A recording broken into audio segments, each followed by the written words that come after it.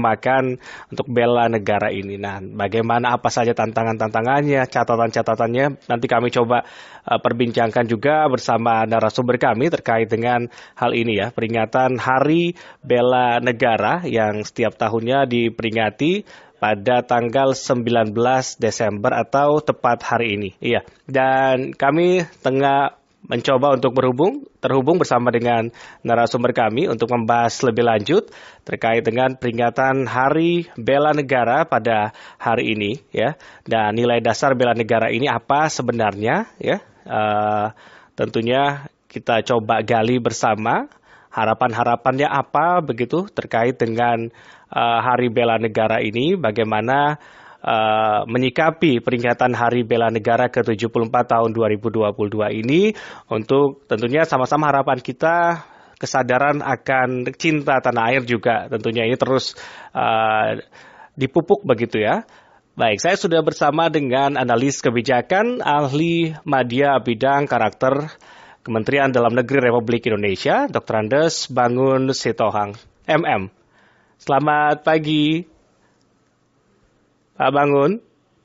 Selamat pagi. Salam sehat, Pak.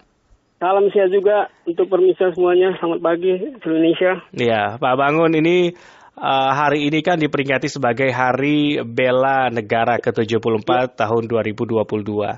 Catatan Anda terkait dengan peringatan Hari Bela Negara ini sejauh ini seperti apa nih implementasinya? Nah, saya akan bicara sebagai yang melihat dari masalah aspek karakter dan wasbang ya. Meskipun konkretnya inisiatornya kan ada di Kementerian Pertahanan ya. Tapi kita sebagai warga bangsa pasti kita punya persepsi yang pure untuk makna Hari Bela Negara. Kalau filosofisnya, kalau dibilang bela berarti ada yang harus kita lindungi. Betul. Harus ada yang kita jaga. Dan harus yang ada kita pupuk untuk kesinambungannya sebagai satu konsep objek, itu negara. Nah, negara itu harus kita pahami, dia memiliki pemerintahan, satu. Yang kedua, dia tentu ada konstitusi atau dasar negara itu. Jadi yang konkretnya, dalam negara ada wilayah dan bangsa. Jadi 4 konten ini yang harus kita jaga dalam semangat kekinian implementatifnya. Nah, kalau berbicara sejarah daripada bela negara itu bagaimana dijadikan menjadi suatu hari yang kita peringati, tentu ada para pakar sejarah lah yang cerita itu kenapa muncul konsep bela negara. Ya, kebetulan kemarin kan kita juga belum lama ada Hari Kedaulatan, ya kan? Semua aspek ini kembali kepada setiap warga bangsa untuk memaknainya. Nah, tadi dari awal kami bilang, kalau bela tentu ada yang harus kita jaga. Nah, pertama itu, kalau dalam konsep kebangsaannya, kita harus jaga persatuan Indonesia. Itu konsep kebangsaannya. Nah, kalau dalam konsep teritorial, wilayah, kita warga bangsa harus benar-benar menjaga keutuhan NKRI. Nah, kalau dia bela negara dalam konsep konstitusional, kita harus komit dengan semua konstitusi sampai ke aturannya yang mengatur tata laku sikap hidup kita sebagai satu bangsa. Kemudian, yang paling konkret yang harus dijaga adalah bagaimana hubungan kebinekaan kita dalam nilai-nilai Pancasila, norma Undang-Undang 45, dan Bhinneka Tunggal Ika itu sendiri, yang juga NKRI yang kita kenal dengan 4 konsensus berbangsa. Ini harus dijaga. Misal, ada orang-orang yang sudah tidak setuju dengan misalkan satu wilayah itu menjadi bagian dia dan sebagainya, ini harus kita jaga. Kita pupuk cara pandangnya, konsepsi berpikirnya. Nah, tugas-tugas kami di Kementerian Dalam Negeri, secara konkretnya bagaimana untuk menjaga literasi dan narasi kebangsaan. Hingga membangun bangsa ini, tindak tanduk dan kelakuan itu sesuai dengan semangat regulasi. Maka saya bilang, kita harus loyal kepada pemerintahan yang konstitusional. Itu konsep berpikir bela negaranya. Nah, tapi secara strateginya, bagaimana ini bisa terwujud menjadi bentuk konsep bela negara? Ya, sejahterakan aja masyarakat. Kemudian khusus ASN juga harus memegang sumpah dan janjinya. Bekerja yang sesuai dengan tupoksi. Nah, sehingga hal-hal sederhana ini saja kita maknai. Nah, kalau dia misalkan ada orang yang tidak bisa kita kasih pendidikan lagi, konsep bela negaranya, ya kita arahkan kepada pihak penegak hukum. Kalau dia melanggar hukum yang pidana atau berdata. Kalau dia menyangkut teritorial pertahanan, ada TNI. Nah, tugas kita masyarakat ini adalah bagaimana berbuat nyata kalau ada yang orang pantas dibantu dalam misalkan kasus-kasus bencana ini, peristiwa bencana. Itu juga konsep bela negara. Yeah. Jadi medannya sudah beda. Waktu dulu mungkin merdeka atau mati, medan daripada bela negara kita sudah lebih banyak kepada konsep fisik. Nah, tetapi pasca era teknologi canggih sekarang, bagaimana menjaga norma kehidupan berbangsa bernegara dari campur tangan dampak negatif teknologi itu sendiri. Nah, kembali kepada kita. Wujudnya bagaimana? Di mana mulai? Dari keteladanan. Kalau dia misalkan pegawai negeri atau ASN, ya sesuai dengan tupoksinya dengan negaranya gitu. Nah, petani itu juga dengan dia menanam banyak sawahnya yang dengan menghasilkan panen, itu juga dia bagaimana menjaga ketahanan pangan bangsanya. Ya. Ini adalah negara. Ya. Jadi semua komponen bangsa punya hak dan yang sama dalam konsep bela negara. Baik. Sesuai dengan profesinya. Gitu, Bang. Pak Bangun, tapi apa tantangannya untuk mewujudkan apa yang tadi Anda sampaikan? Nah, kalau berbicara tantangan, pertama, kita tidak bisa menafikan sekarang kan eranya IT. Ya. Nah, banyak sekali tumpangan-tumpangan informasi yang mungkin kadang kita lihat seperti benar, tetapi tidak benar gitu. Sehingga kalau daya tangkap kita, daya serap kita tidak disaring dengan semangat konstitusi atau semangat daripada keindonesiaannya, ya kita banyak terjebak kepada kebencian yang dalam sumbernya hoak dan sebagainya. Itu nyata. Sekarang yang kita hadapi dan tidak bisa lepas di negara bangsa pun mana di dunia ini dari dampak daripada kemajuan teknologi itu sendiri. Nah, kalau kita mau jujur dalam rangka menjaga kesatuan bangsa ini, yang perlu kita bangun adalah semangat kebinekaan itu. Jangan ada lagi yang kata istilah sementara orang, politik identitas dan sebagainya. Itu adalah dampak daripada kurangnya narasi-narasi kebangsaan dan kurangnya cinta tanah air. Yang itu yang konkretnya, yang tantangan-tantangan akhir ini. Ini akan terjadi terus. Karena dinamika kehidupan itu kan tidak berhenti. Dia akan berjalan terus iring dengan bangsa ini untuk ke depan. Tapi kata kuncinya, kita harus bisa saling menjaga keseimbangan antara hak dan kewajiban dalam lingkup kehidupan sosial kita atau lingkup dimanapun kita bekerja. Itu sementara, Pak Bangun. Tapi semangat keindonesiaan, semangat kebinekaan itu kalau Anda lihat semakin kesini semakin baik atau bagaimana nih Pak Bangun? Kalau kita pakai analog semakin baik, ukuran berbangsa itu hanya satu untuk berbangsa bernegara. Kita harus patuh kepada semangat konstitusi. Di luar itu kita nggak bisa. Karena hidup berbangsa ini hidup yang diatur menurut konstitusi. Di dalamnya ada mengatur bagaimana hidup berbangsa, bagaimana hidup bermasyarakat, dan bernegara. 3 hal ini adalah dia menjadi bagian dalam tata laku kita. Saya pernah katakan, ketika kita keluar dari lingkungan rumah kita, kita sudah berhubungan dengan lingkungan sosial. Di situ ada pengaturannya gitu. Kalau misalkan orang-orang Pemda mungkin gitu, Satpol PP lah urusnya itu kalau untuk aturan di daerahnya. Kalau di lingkungan masyarakat, kita dulu ada Linmas atau Hansip. Itu lingkungan masyarakatnya RT RW gitu. Kalau lingkungan negara itu TNI, lingkungan dari keamanan itu ada di kepolisian. Jadi tidak bisa terlepas siapapun dalam lingkup menjaga konsep-konsep bela negara itu, Mas. Ya, Bangkit Bela Negaraku, Jaya Indonesiaku, ini kan hari tema dari Hari Bela Negara ke-74 tahun benar. Ini bagaimana memaknainya nih Pak Bangun? Kalau dibilang Bangkit Bela Negaraku, mungkin kan kita baru terpuruk ya, karena adanya dentuman dari COVID itu yang mungkin tidak ada terlepas lah di dunia siapapun untuk akhir-akhir tahun 2019 bahkan sampai 2021 akhir. Bahkan sekarang masih ada efek yang terhadap psikologi kita terganggu. Tetapi sebagai bangsa yang kita berketuhanan, bangsa yang religius, kita harus yakin, harus optimis gitu. Pak Presiden selalu bilang kita tetap harus optimis. Kan kita selalu bilang nanti 2023 gelap apanya. Orang kita yakin kok ada matahari terbit terus. Nah, kuncinya satu. Kalau dia bilang misalnya ada inflasi apa? Kalau makanan, uang di depan pintu sebar aja. Bibit cabai hidup kok. Nah, kembali ke kita gitu Mas. Jadi kita yang menjaga bangsa ini untuk pertamanya, karena ada lingkup di mana kita berada. Makanya mentalitas itu selalu, atau keteladanan itu selalu terkait bagaimana kita bersikap dengan lingkungan kita.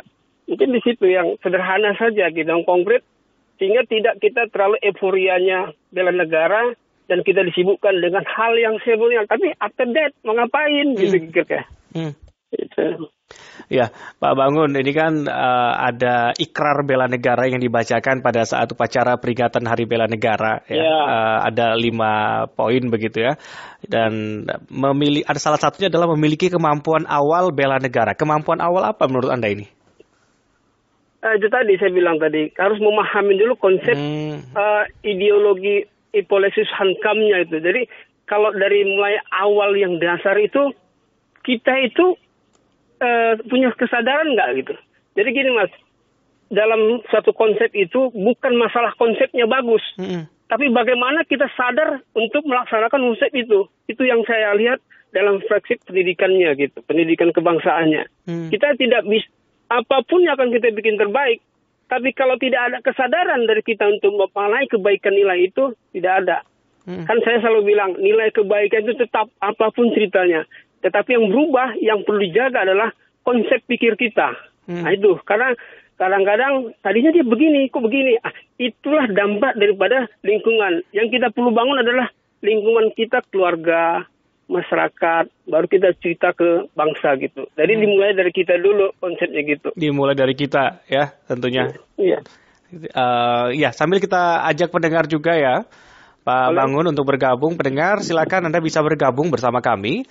Line telepon kami di 0213523172, 0213862375, 0213844545, 0213866712. Saya pagi ini berbincang terkait dengan peringatan Hari Bela Negara bersama dengan Pak Dr. Andes Bangun Sitohang MM, analis kebijakan ahli media bidang karakter dan wawasan kebangsaan Kementerian Dalam Negeri. Silakan apa yang kira-kira ingin Anda tanyakan, begitu Anda juga mungkin ingin mengkritisi terkait dengan bagaimana implementasi bela negara yang sudah ada sejauh ini ya, karena kita sudah memperingati ke 74 tahun ya Pak Bangun ya. Ya Pak Bangun, ada Pak Ismail dari Pariaman bergabung bersama kita. Kita sapa Pak Ismail, selamat pagi. Selamat pagi, Bung Randy dan Bapak narasumber yang dihormati. Terima kasih, Pak. Ya. Silakan Pak Ismail. Saya sangat benar-benar setuju sekali dengan apa yang diuraikan oleh Bapak narasumber barusan dan dapat memahami apa tersirat dari kata-kata yang memang sulit diungkapkan secara nyata oleh narasumber tadi. Contohnya, yang jadi bahan sekarang ini yang tampaknya memang jadi persoalan di tengah bangsa ini kan, terlalu mudah mengeluh dan kurang optimis dengan keadaan. Jadi bangsa ini terlalu banyak bergantung dan berharap selamanya. Iya, Pak Ismail. Terima kasih Pak Ismail, kami sudah menangkap poinnya. Nanti ditanggapi oleh Pak Bangun ya. Pak Bangun, kita ke telepon selanjutnya terlebih dahulu sebelum ditanggapi ya. Pak Rubin dari Brebes sudah bergabung. Pak Rubin, selamat pagi. Selamat pagi, Mas Randy. Ya, dengan Pak Bangun juga. Dengan Pak Bangun, selamat pagi Pak Bangun. Pagi, makasih. Bangun bangsa Indonesia. Jadi, menyimak apa yang Pak Bangun sampaikan, memang kita cara lamanya itu memang kita harus punya pedoman ya. Tapi pedoman itu memang harus dihayati. Sesudah hayati dan diamalkan. Jadi satunya kata dalam perbuatan. Tadi sudah Pak Bangun katakan berdasarkan konstitusi atau berdasarkan undang-undang dasar. Ya sudah, mudah-mudahan undang-undang dasar dan Pancasila sampai uriannya itu kita bangsa Indonesia memahami semua. Kalau sudah ke sana, barangkali ya sedikit-sedikit kita memahami lah. Karena Pancasila saja tidak ada yang hafal. Apalagi undang-undangnya kan begitu. Ya, begitu. Barangkali Pak Bangun. Ya. Terima kasih Pak Bangun. Terima kasih Pak Rubin. Baik. Pendengar, sebelum kami terima lagi untuk Anda yang bergabung, kita dengarkan dulu tanggapan dari Pak Bangun. Bagaimana Pak Bangun? Yang tadi yang pertama Pak Ismail. Kita ini Pak Ismail. Gimana katanya? Ya Pak Ismail, terima kasih. Sekalian mungkin Pak Rubin ya. Konkretnya bagaimana makna daripada bela negara itu kita ambil dalam kehidupan yang kesederhanaan dulu dalam lingkungan kita perjalanan hidup berbangsa ini. Nah, konsep apapun yang kita buat, yang mau kita wariskan, bukan tergantung konsepnya saja, tetapi siapa yang akan mewarisi nilai tersebut. Tentu kita sebagai warga bangsa. Nah, cara mewarisnya bagaimana? Tentu kita punya akal dan pikiran, dan kita sebagai makhluk ciptaan Tuhan yang dikasih bekal untuk kita saling berbagi kebaikan bagi sesama. Sehingga setiap ada perbuatan yang harus dilaksanakan dari pecahan atau turunan dari konstitusi itu, kita ambil lingkungan kita. Kalau kita di daerah, mungkin kita perda, misal gitu. Itu kita pedomani dalam kehidupan masyarakat kita di daerah. Kalau dia mencakup tingkat nasional, tentu kita misal dalam katakanlah dalam pemilu. Nah, kita ikuti undang-undang pemilu gitu. Jadi jangan menurut Siano, kata Siano, oleh Siano, itu yang membuat gaduh bangsa ini dari dulu sampai sekarang. Tapi kalau kita sepakat, kalau udah dibilang lalu lintas itu merah, ya berhenti gitu. Kalau kita terobos, itu yang membuat kita tabrakan. Itu kan kesepakatan gitu. Kecuali kita sudah tidak sepakat lagi, silakan pilih mau kemana. Gitu saya kira. Ya. Saya pikir itu. Pak Bangun, mohon jangan ditutup terlebih dahulu teleponnya. Nanti kita lanjut lagi obrolan kita. Kita akan jeda sejenak terlebih dahulu ya Pak Bangun ya. Ya, terima kasih. Baik, Pak Bangun masih bersama kami? Masih, ya. Baik, terima kasih Pak Bangun ya. Dan sambil kita ingatkan juga pendengar yang ingin bergabung ya, pendengar silakan. Anda bisa bergabung di 0213523172, 0213862375, 0213844545 atau 0213866712. Dan Pak Bangun tadi kan kalau kata Pak Rubin, hayati pedomannya, jangan hanya ada pedoman saja tapi kemudian tidak dihayati. Itu gimana tuh Pak Bangun? Sambungan telepon kami bersama dengan Pak Bangun Sitohang, analis kebijakan ahli media bidang karakter dan wawasan kebangsaan Kementerian Dalam Negeri Republik Indonesia. Kami masih coba untuk kembali bisa tersambung kembali bersama Dr. Andes Bangun Sitohang MM. Kita akan lanjutkan lagi perbincangan kita pendengar. Ya, jadi tadi juga ada beberapa catatan yang disampaikan oleh Pak Bangun begitu, apa saja yang menjadi tantangan untuk mewujudkan bela negara ini di tengah kemajuan teknologi yang ada saat ini yang semakin pesat tentunya ya. Dan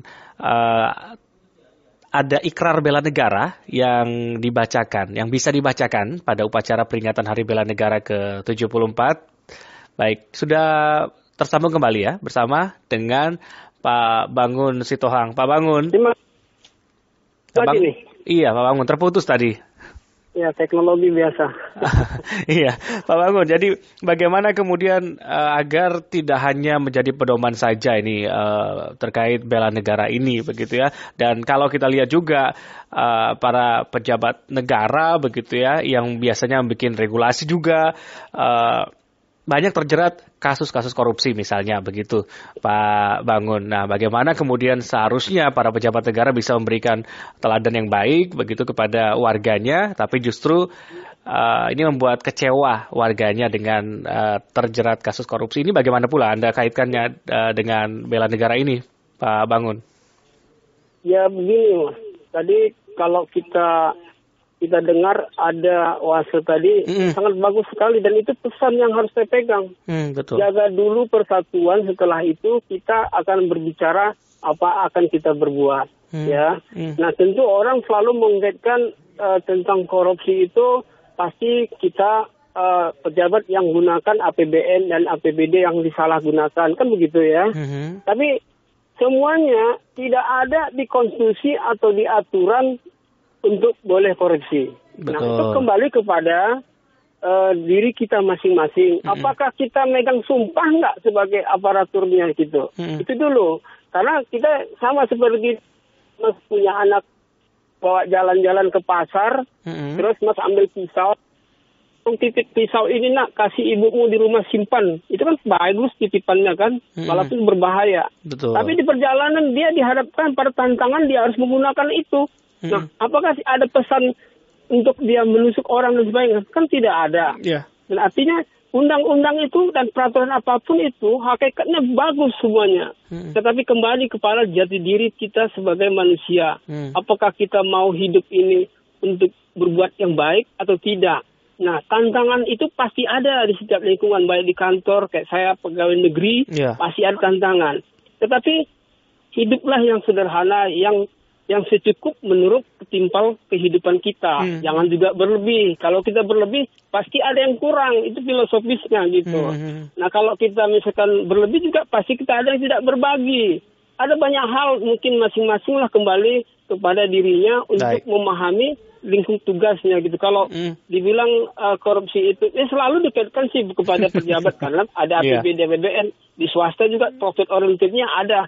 Maksud saya, bagaimana kita harus menyesuaikanlah kehidupan kita itu, apakah kita mau jadi orang baik enggak? Kalau saya begitu ya prinsip. Kalau terus hidup juga yang bukan sederhana sekali, yang sewajarnya lah. Sewajarnya gitu. Kalau misalkan sudah dikasih gaji, kasih fasilitas, nikmati saja. Kita ini merdeka ini kan mengambil hikmat dari hikmat para pejuang. Jadi kita buat yang terbaik untuk bangsa ini. Itu dulu, bukan muluk-muluk. Saya juga nggak orang terbaik, tapi saya berusaha jadi baik gitu. Tapi Pak Bangun, jumlah gimana? Ada penelpon kita yang sudah menunggu dari tadi ya. Kita sapa terlebih dahulu Pak Yakub dari Jakarta Timur.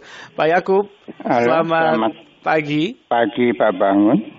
Siap. Narasumber. Tolong diterangkan. Pada tanggal 19 Desember 1948 telah terjadi apa? Supaya ini sejarah, Pak. Karena sekarang tidak ada pelajaran sejarah sama sekali. Budi pekerti sudah tidak ada. Apalagi sejarah. Tolong diuraikan tanggal 19 Desember 1948 terjadi apa? Oke, terima kasih 74 tahun. Pak Yakub. Baik, 74 tahun sudah ya diperingati Hari Bela Negara ini. Mungkin banyak yang belum tahu juga nih. Bisa mungkin dijelaskan Pak Bangun. Sejarah kenapa kemudian ada Hari Bela Negara ini pada sejak 19 Desember 1948 yang tadi kata Pak Yakub kan? Ya gini Mas, dari awal implementatifnya dari makna bela negara. Kalau kembali sejarah, mungkin supaya saya lebih objektif, nanti ahli sejarah ada. Tetapi makna dari bela negara ini, bahwasanya kapanpun pasti ada yang merongrong kebewaan bangsa dan negara ini yang tidak puas misalkan dengan kesatuan dan persatuan Indonesia. Nah kalau mau ceritanya, kita kemarin juga belum lama melaksanakan Hari Kedaulatan yang ada di 1 Maret di Jogja gitu ya.